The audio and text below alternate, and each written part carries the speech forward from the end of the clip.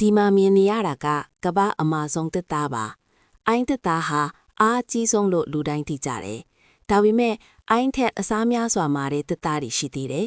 ကမ္ဘာအမာဆုံးသစ်သားဘီရုတွေကိုတွေ့ကြရအောင်သူတို့အားကိုဂျန်ကာစကီနဲ့တိုင်တာပါဥပမာအိုင်းသစ်သားဆိုနျူတန်၄ဟာရှိပါတယ်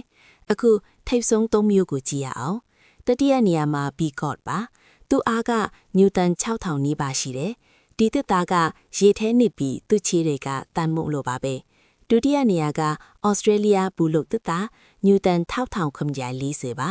ဒါကိုအထူးခံနိုင်တဲ့ကြိုင်ခင်းတွေအတွက်သုံးကြပြီးပိုင်ရှင်တွေထက်အသက်ရှည်တဲ့ကိရိယာလက်ကင်တွေထက်တယ်ချန်ပီယံကတော့သစ်စိန်သားနျူတန်1000ပါဒါကိုချစ်ဖို့ကလက်တွေမထင်နိုင်ဘူးသူ့အရွက်ကြောတွေကအနုပညာလက်ရာတစ်ခုနဲ့တူတယ်တန်ကိုတောင်ဖြတ်လို့ရတဲ့ကိရိယာလိုမျိုးသစ်ပင်တွေရှိတယ်အိုင်းသစ်သားကလှပေမဲ့တဘာဝတရားကဒါထက်မကအံဖွယ်တွေဖန်တီးနိုင်ပါသေးတယ်